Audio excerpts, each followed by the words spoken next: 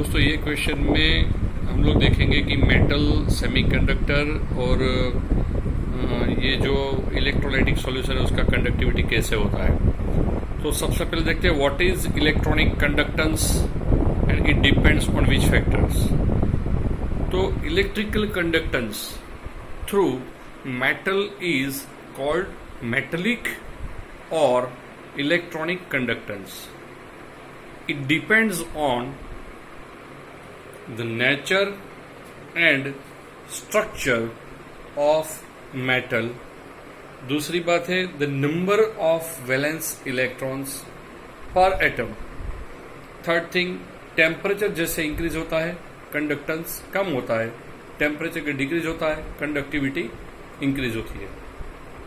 तो दोस्तों आप लोग देख रहे हैं that you know electrical conductance through metal, मतलब अगर आपको मेटल में से इलेक्ट्रॉन पास कर रहे हैं, जैसे कि हम लोग घर पे स्विच चालू कर रहे हैं, तो क्या होता है कॉपर वायर में से एक साइड से इलेक्ट्रॉन अंदर जाता है, दूसरे साइड से बाहर निकलता है।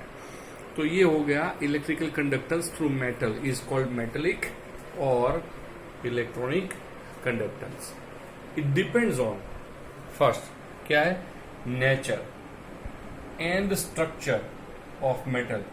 मेटल का नेचर क्या है, उसका स्ट्रक्चर क्या है, वो बहुत ही इंपॉर्टेंट है। जैसे कि आयन है, उसका नेचर और स्ट्रक्चर कॉपर से अलग है, तो कॉपर में नेचर एंड स्ट्रक्चर जो है वो कंडक्टिविटी के लिए ज्यादा अच्छा है। The number of valence electron, उसका मतलब क्या हुआ कि वैलेंस इलेक्ट्रॉन बाहर की ऑर्बिटल जो है उसमें जैसे ज्यादा हो गए उसमें कंडक्टिविटी ज्यादा होगी। अगर बाहर में इलेक्ट्रॉन कम होंगे बाहर के ऑर्बिटल में तो उसकी कंडक्टिविटी कम होगी।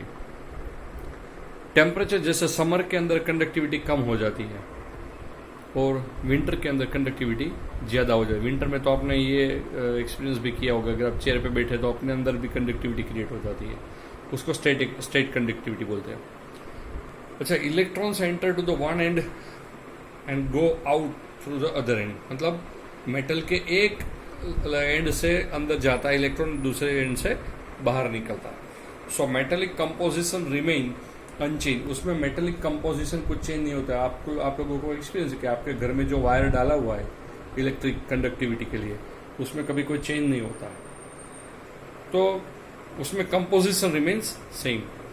अच्छा, conductance through semi conductor that is more complex, और वो आप लोग फिजिक्स में पढ़ेंगे, लेकिन आपको याद रखना है ये more complex because it is asked in MCQs. इसके बारे में आप डिटेल में पढ़ेंगे फिजिक्स में। यह सबसे इंपॉर्टेंट क्वेश्चन है, एक्सप्लेन इलेक्ट्रॉनिक और ionic conductance.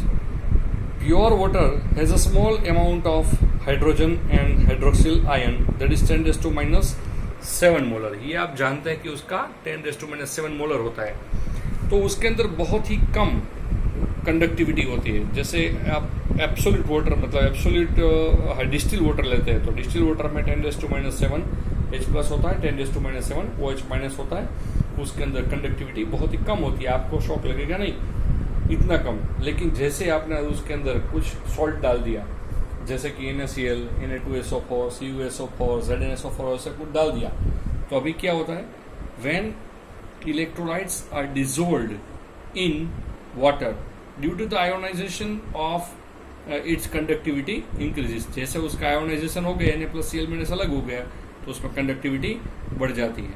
This conductivity is called electrical और आयोनिक कंडक्टिविटी। तो हम लोगों ने 3 टाइप पढ़े, मेटेलिक, सेमीकंडक्टर और ये इलेक्ट्रोलाइटिक, मतलब सॉल्यूशन के वाटर के अंदर आप कोई सॉल्ट डालते हो तो उसका कंडक्टिविटी का क्या होता है। ये अभी हम लोग उसके फैक्टर्स देखने वाले हैं कि इसमें